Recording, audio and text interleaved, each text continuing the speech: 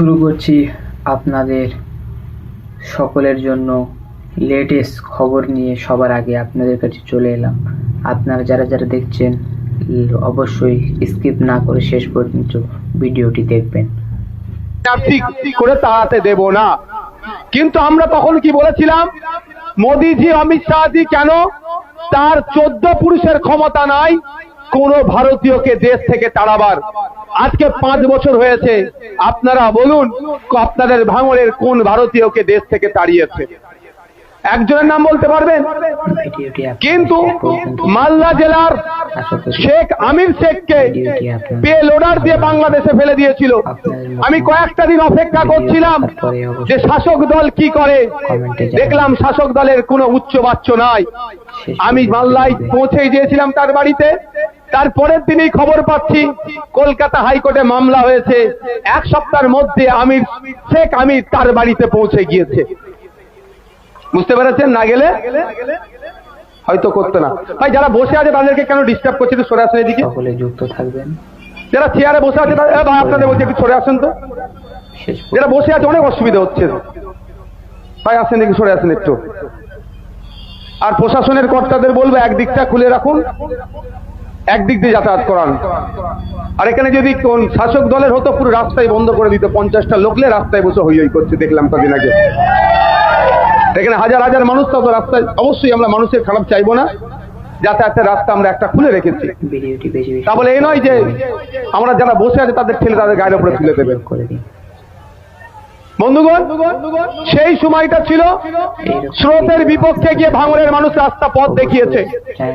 বারবার আমি বলি, আমি গর্বিত যখন বাংলার মানুষ বিজেপি তৃণমূলের থপের চপকে খেয়ে নিয়েছিল, ভাঙড়ের মানুষ তখন বীরত্বের প্রমাণ দেখিয়েছে, সাহসিকতার প্রমাণ দেখিয়েছে। সারা রাজ্যের মানুষ এই বাইনারির শিকার হয়েছিল বিজেপি তৃণমূলের, কিন্তু ভাঙড়ের মানুষ বাইনারির শিকার হয়নি। 26,151 ভোটের লিড দিয়ে বিধানসভায় আমাকে পাঠিয়েছিল। বিধানসভায় পাঠানোর দরুন আমি শুধু ভাঙড়ের বিধায়ক নয়, রাজ্যের মানুষের বিধায়ক হয়ে উঠতে পেরেছি। তাই আবারও ভাঙড়ের মানুষকে আমি একবার ধন্যবাদ জানাই। কিন্তু আজকের দিনে এটা আমাদের বুঝতে আর অবকাশ নয়, আমাদের বুঝতে আর বাকি থাকছে না। বিজেপি আর তৃণমূল আলাদা নয়, মুদ্রার এপিঠ আর ওপিঠ। শুধুমাত্র রাজনৈতিক ফায়দা নেওয়ার জন্য বিজেপি তৃণমূল আলাদাভাবে মঞ্চ করে তারা রাজনীতির কথা বলে। এন্ড অফ দ্য ডে, দিনের শেষে তারা এক জায়গায় বসে ভাগ বাটরা করে। তার প্রমাণ হচ্ছে শুভেন্দু অধিকারী যেভাবে প্রতিনিয়ত মুসলিম সমাজ সম্পর্কে, পশ্চিম বাংলার সম্প্রীতি, পশ্চিম বাংলার ঐক্য, পশ্চিম বাংলার ভ্রাতৃত্বকে ধ্বংস করে দেওয়ার জন্য যেভাবে উল্টো পাল্টা অবাঞ্ছিত মন্তব্য করে যাচ্ছে, পুলিশ মন্ত্রী তার বিরুদ্ধে কোন ব্যবস্থা গ্রহণ করছে না। এতক্ষণ উচিত ছিল শুভেন্দু অধিকারীকে ধরে জেলের মধ্যে রাখা, তার পরিবর্তে যারা ওয়াকফ সম্পত্তি বাঁচানোর জন্য মাদ্রাসা, মসজিদ, ঈদগাহ, কবরস্থান তথা ওয়াকফ সম্পত্তি বাঁচানোর জন্য লড়াই করছে, তাদেরকে মিথ্যা মামলা দিয়ে জেলের মধ্যে রাখতে এই মমতা ব্যানার্জি বিজেপিকে খুশি করার জন্য। ভুল বলছি নাকি আমরা? ভিডিওটিতে ভুল মনে হচ্ছে? দরকার ছিল দিলীপ ঘোষকে ধরে জেলের মধ্যে রাখা, তার পরিবর্তে আমাদের অঞ্চল নেতৃত্বদের নামে মিথ্যা মামলা দিয়ে তাদেরকে জেলে ভরার চেষ্টা হচ্ছে। কারণ কি? দিলীপ ঘোষকে জেলে ভরলে বিজেপি রাগ করবে, আরএসএস রাগ করবে, আর আমাদেরকে জেলে বললে আরএসএস বলবে না, ওদেরকে তোরা জব্দ করছিস, ভালো কাজ বলবে। বুঝে আসছে আপনাদের? কিন্তু আজকের দিনটা 2021 নয়। আচ্ছা, আজকের দিনে কি কারো এটা বুঝতে অসুবিধা আছে বিজেপি আর তৃণমূল আলাদা নয়? কারা বুঝতে পেরেছেন? হাত তুলে দিন। দুটো এক। দূরে যারা আছেন তারা বুঝতে পারছেন না বিজেপি আর তৃণমূল যে আলাদা নয়? তাহলে এটা আমাদের সকলকে বুঝতে অসুবিধা হচ্ছে না তো, যে বিজেপি আর তৃণমূল আলাদা নয়?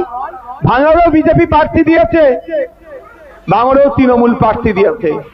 কাউন্সিলের দুটো টিম করেছে, দুদিক থেকে খেলে ফাইনালে তোলার জন্য। আমাদের কাজ কি হবে?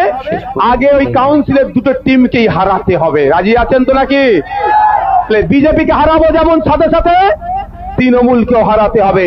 আর না হলে কাউন্সিলের একটা টিমকে হারাবেন বিজেপি, অপর টিমটা কিন্তু সেই রেফারিকে ম্যানেজ করে জেতার চেষ্টা করবে। আর আমরা যদি দুটো টিমকে হারিয়ে দিই তাহলে কাউন্সিলর টুর্নামেন্টই থাকছে না। তাই 29শে এপ্রিল আসছে দিন, খাম চিহ্নে ভোট দিন।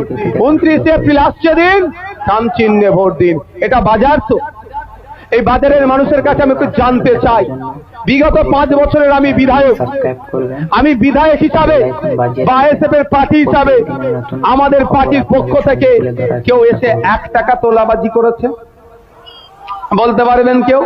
এই যে তরমুজ বিক্রি করছেন, সার বিক্রি করছেন, ফুল বিক্রি করছেন, চা বিক্রি করছেন, মিষ্টির দোকানদার, আরো যারা সবজি বিক্রেতা থেকে শুরু করে, বলতে পারবে কেউ তোলাবাজি করেছি আমরা? এইটা যদি কেউ বলতে পারবে না যে 1 টাকার আমরা তোলাবাজি করেছি। বরঞ্চ আমরা আমাদের গাঁটের টাকা দিয়ে এলাকার মানুষ সুবিধা অসুবিধা হয়েছে, কারো পড়াশোনার দরকার, আর্থিক সহযোগিতা আমরা আমাদের গাঁটের টাকা দিয়ে করেছি। সেই লিস্ট আমাদের কাছে আছে, কিন্তু আমরা কাউকে দান করে তার নামটা স্টেজে উঠে বলবো, ওই আমরা বলতে পারি না, কিন্তু প্রমাণপত্র আমাদের কাছে আছে। আমি আপনাদের বলবো, দোকানদার ভাইদেরকে বলবো, সবজিওয়ালাদেরকে বলবো, যদি আপনারা চান এই তোলাবাজিটা টোটালি বন্ধ হোক, একটা সুযোগ আপনাদের কাছে আসছে, কারণ এই সুযোগটা হচ্ছে একটা বড় পরীক্ষা আপনাদের কাছে। পশ্চিম বাংলাতে কোটি কয়েক মুসলমান নামধারী শয়তান আছে, বদমাইশ আছে, যারা হিংসা ছড়ানোর জন্য 3.5 কোটি মুসলমানের বদনাম হয়। কোটি কয়েকের মধ্যে সৃষ্টিকর্তা একজনের মাথায় সুবুদ্ধি দান করেছে, সঠিক পথে ফিরে এসেছে। আর কোটি কয়েক আছে, তার মধ্যে তৃণমূল ভাঙড়ে দাঁড় করিয়েছে। আমরা যদি রাজনৈতিক ভাবে ওকে হারাতে পারি, চিরজীবনের মতো রাজনৈতিক ভাবেও কিন্তু ফিনিশ হয়ে যাবে। তাহলে এই ধরনের এলিমেন্ট গুলোকে সুযোগ দেওয়া দরকার পরিবর্তনের।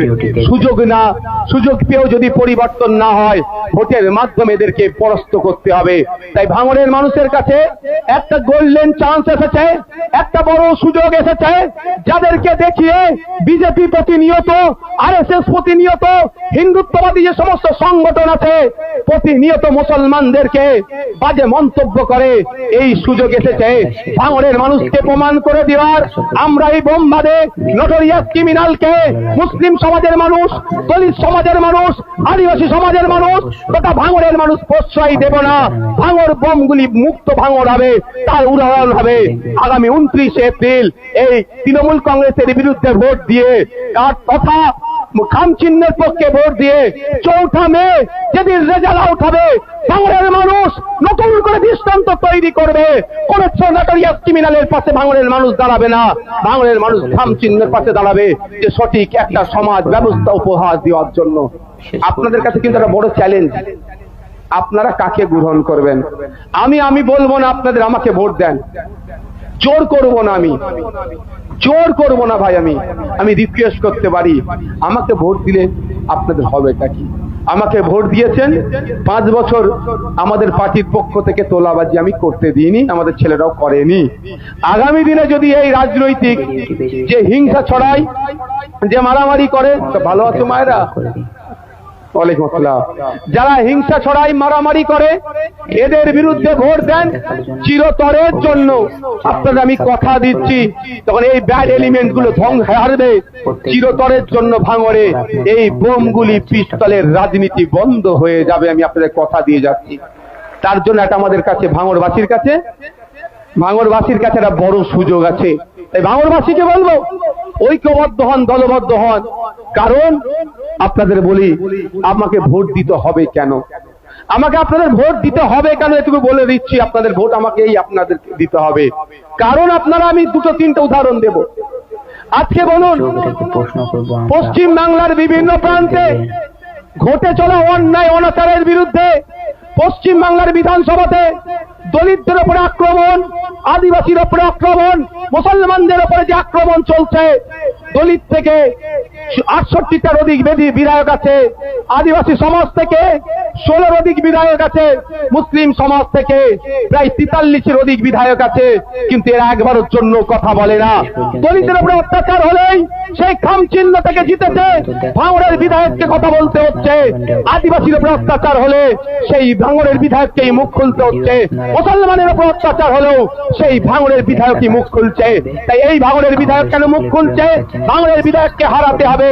নওশাদকে হারানো এদের টার্গেট নয়, অত্যাচারী বঞ্চিত মানুষের কণ্ঠ